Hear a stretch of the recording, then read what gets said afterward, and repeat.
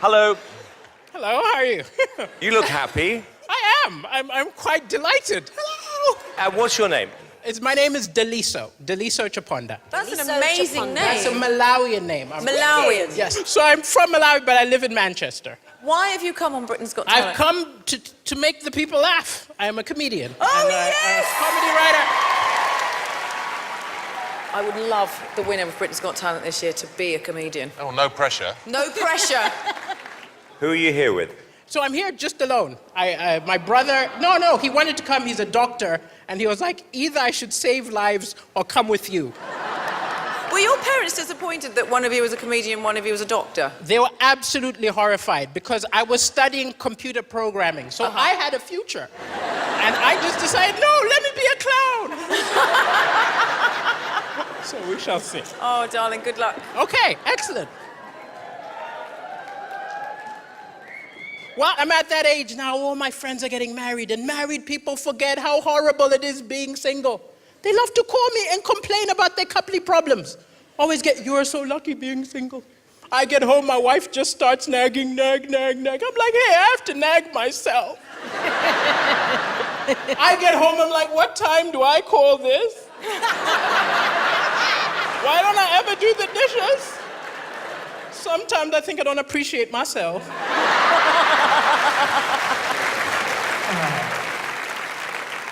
I haven't always been a comedian. I did some weird jobs. I used to clean houses, and I'll admit I was tempted to steal.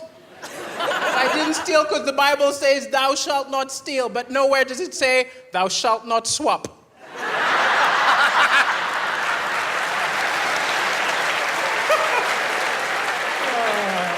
I took a stereo, left a Walkman. Took a plasma screen, left an Etch-a-Sketch.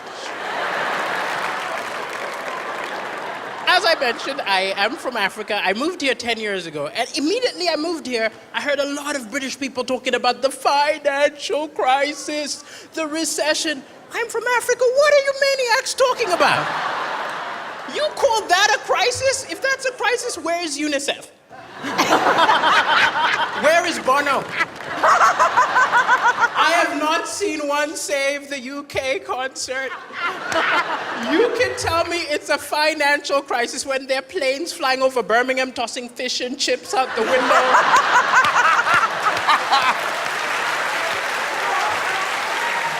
It will be a financial crisis when there are ads on television saying this chav has to walk 5 miles a day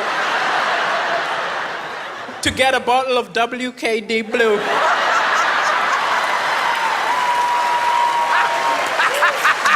And 100%, you have got a financial crisis when India starts opening call centers here.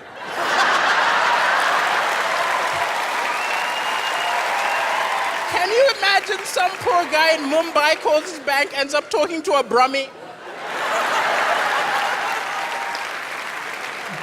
Thank you so much, Brahmi.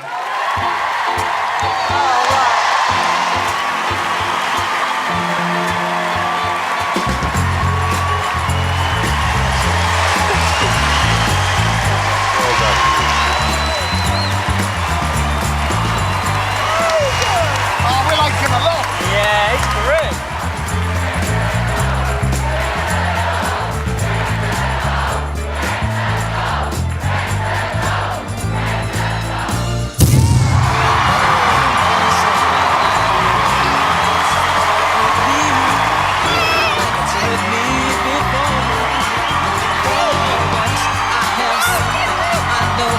Desert me, I'm not alone anymore. You go away. Thank you. No, that's funny. I liked it. I'm so happy.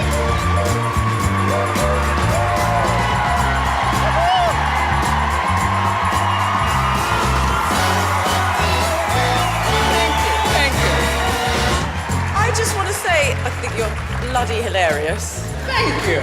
Self-deprecating, funny, relevant. I mean, laugh after laugh after laugh. It just kept on coming. And I really want you to win the entire series. Thank you so much. Thank you. I think you could. And I think you have a golden future. Oh, I do, thank you so much. honestly. I'm shocked and delighted. So am I. Wonderful. I mean, My face is hurting from laughing. I'm so pleased that Amanda pressed her golden buzzer for you. You are brilliant, and I cannot wait to hear more from you. Well done. Thank you very much. You should be a comedy superstar. Yes. All the jokes were really original, and you are incredibly likable. I couldn't fault it. Well done. Thank you. Thank you very much. Well, not only do I think you're an undiscovered little star, I could see you owning your own show. Thank you. What you did was so funny and naughty and unique. This is why we make shows like this, to find people like you. Thank you so much. Thank you. Thank you very much. Thank you. Thank you, everybody. Thank you very much.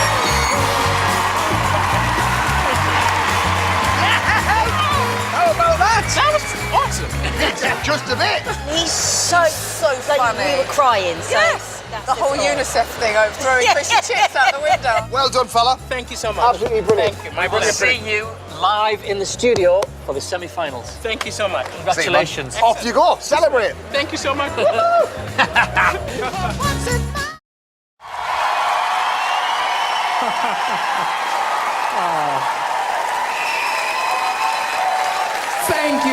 Thank you for that welcome, and thank you, Amanda, for pushing that buzzer. Ever since you did it, my life has been bonkers. People approaching me on the road saying, well done, but the most common question I get is, you're from where? Is it Mali, Maui? It's Malawi. And if any of you don't know where that is, it's where Madonna adopted all the babies from. That's us. Yeah, you're jealous. I do miss my little brother.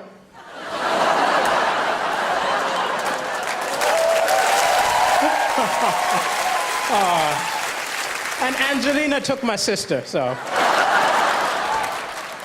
I've been in the UK a while. I was tricked into moving here. I was tricked because I was watching television and I saw an angry guy came on television and he said, oh, these immigrants take all the good jobs, all the good women. I was like, wow, that's what I'm looking for.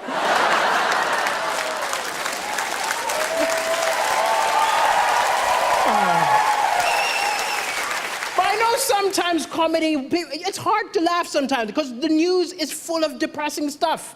But I think the thing is, it's misleading because amazing things happen every day, little acts of kindness, but they don't report it. They put it on page 10, they open with the doom and gloom.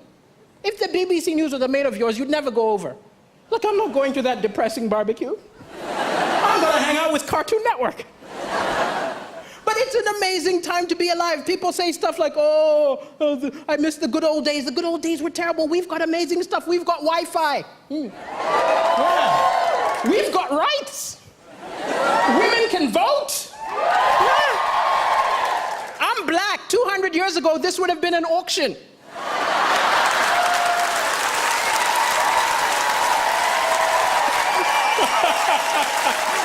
We've come a long way, that's all I'm saying.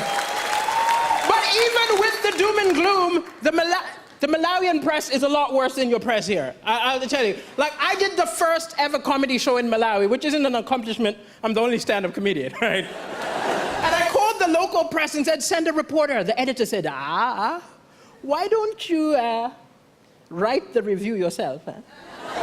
You give me some money, I will say we wrote it. I was disgusted by the total lack of integrity in the Malawian press. But wow, that was the best review I ever got. 7 stars! He's a genius! The African Michael McIntyre! But it's crazy I'm on television right now because my ex always felt I wasn't ambitious enough. She always used to be like, you're a comedian, come on, be more ambitious. I said, hey, I'm happy. She said, you're not happy. I said, I think I'm happy. She said, no, be more ambitious. I did not sign up for somebody who's going nowhere. I snapped. I told her, look, you knew I wasn't ambitious the day we met. Of all the women in the bar, I approached you.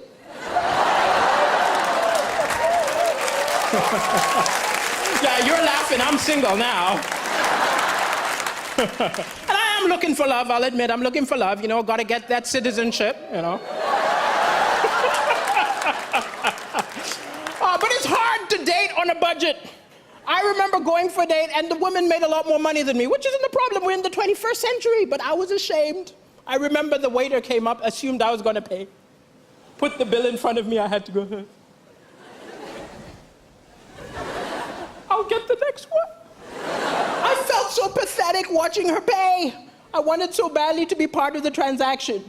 So I just took the change.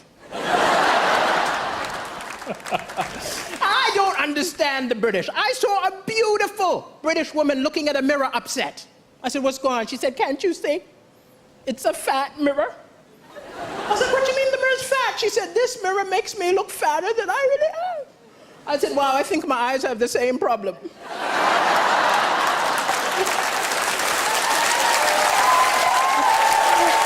I was not mocking her. Don't be angry with me. It was a cultural misunderstanding. I'm from Africa. It's different. When we see someone overweight, we don't think go on a diet. We're more like, where did you get the food? I think we gotta follow her home.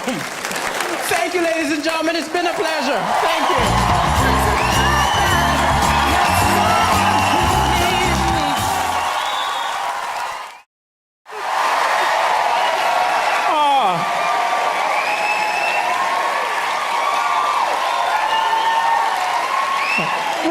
Thank you so much. It's so good to be back. And I just realized you've had Kenya, now Malawi. This part of the show has been sponsored by the old British colonies. But it's been so supportive and so wonderful since I did the show yesterday. People have been coming up to me saying, oh, you were great. You're great. I hope you're better tonight. You were good. I hope you're better. Which is great, but you could not do this in any other part of your life. Could you go on a date and be like, my ex was really kinky. I hope you're better.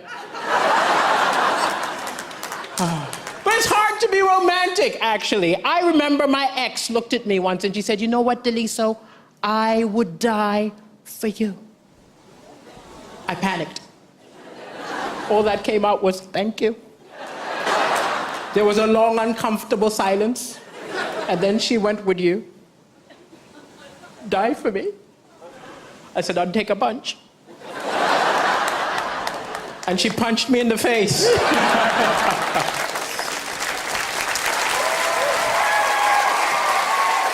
I know you're all worried right now because you've had that post-Brexit divorce talks. Will you get a good deal? Will you get a bad deal? If you get a bad deal, don't worry. I've got the backup plan for you. Join the African Union. We'll take you. Think about it. Your money's been devalued. You had MPs fiddling expenses. You're practically African.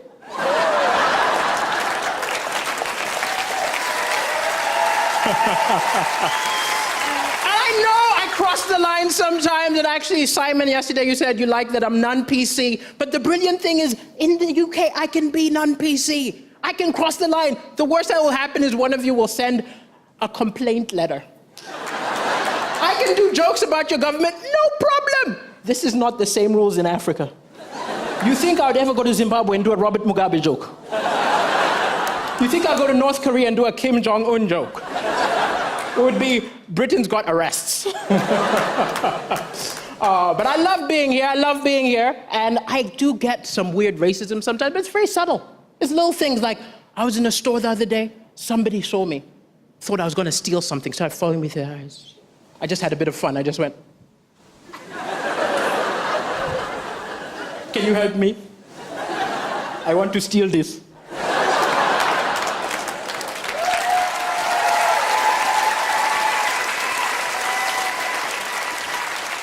But I'll admit, racism happens in all directions. It's not just white on black. It happens black on white. It happened in my own family. I was so ashamed. A friend of mine from Denmark decided to go backpacking across Africa. He passed through Malawi. Now, a lot of my uncles had seen white people on television, never met one. They got mighty excited.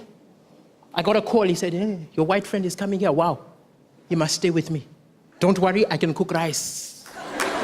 I think he figured white people need to eat white food. So I let him stay with my rice uncle, Ben.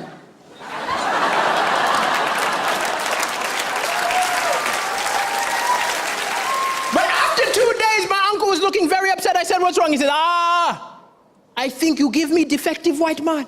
I I said, what do you mean he's defective? He said, your friend, he acts exactly like us. I said, he's a human being. What did you expect?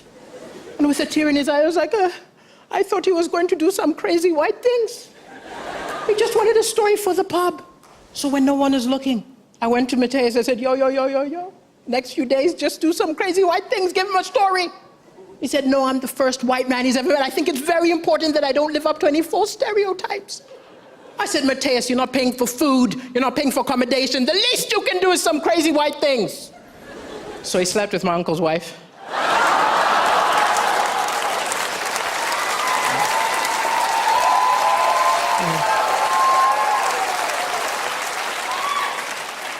And then he took his land.